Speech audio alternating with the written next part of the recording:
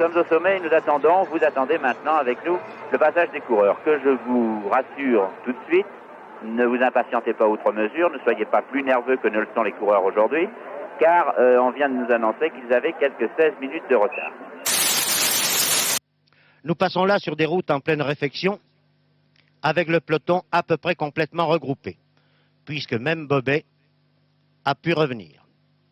Et nous arrivons au contrôle de ravitaillement de Lanslebourg avec deux échappés qui sont l'Italien Gismondi et l'Autrichien Christian, qui ont déjà pris plus de 2 minutes d'avance au peloton toujours groupé qui passe là sous nos yeux en prenant ses musettes. Petit incident assez fréquent à l'occasion de cette opération de la prise des musettes, mais chute sans gravité, moins grave en tout cas que celle dont ont été victimes Anglade et Vermelin dans la descente du col du Télégraphe. En tête, Christian et Gismondi attaquent maintenant les premiers lacets du col de l'Iseran, le col le plus haut d'Europe puisqu'on l'appelle le toit de l'Europe, qui culmine à près de 3000 mètres d'altitude. Gismondi, qui ne nous avait pas habitués à pareille fête dans une étape de col, pédale avec beaucoup de facilité aux côtés de l'Autrichien Christian, dont la réputation de grimpeur était beaucoup mieux établie que celle de l'Italien. Et les deux hommes ont alors 10 minutes 40 secondes d'avance sur le peloton qui est amené ici par Bahamontes, par Geminiani et par Charlie Gaulle, suivi de Baldini, vous les avez reconnus, en tête de ce groupe. Cependant que Bobet souffre de plus en plus à l'arrière et a été lâché une fois de plus par le peloton. En tête, Anquetil conduit le groupe des poursuivants des deux fugitifs Christian et Gismondi.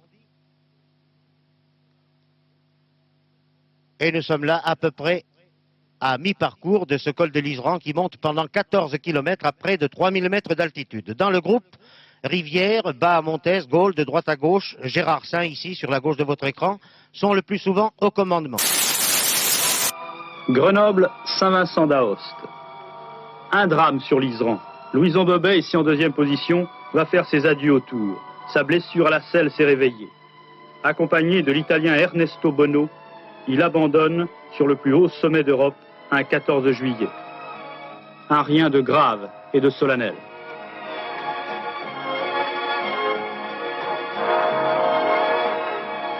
Le petit Marcel Rohrbach déclenche l'offensive. Qui va suivre? Charlie Gaulle.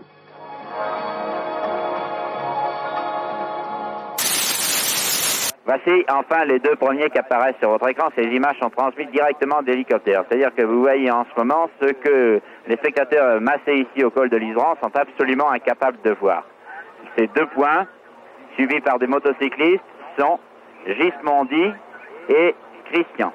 Les deux hommes sont à 1 km du sommet, c'est-à-dire que nos caméras vont recouper maintenant les images que vous a données l'hélicoptère.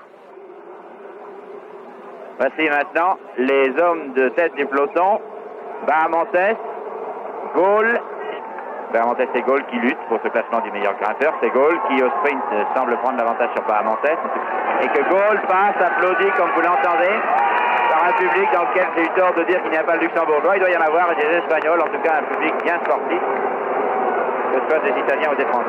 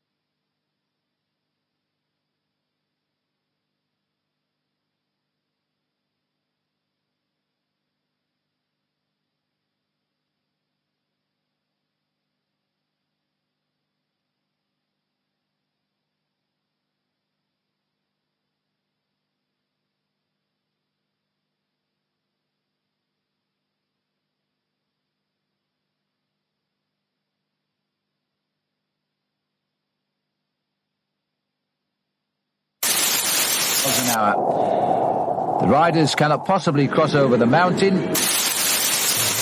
Journée terrible, terrible pour Thibaut Pinot qui vient à l'instant de quitter la course, qui vient de stopper son effort. Pinot is shattered. His tour finishes in a car.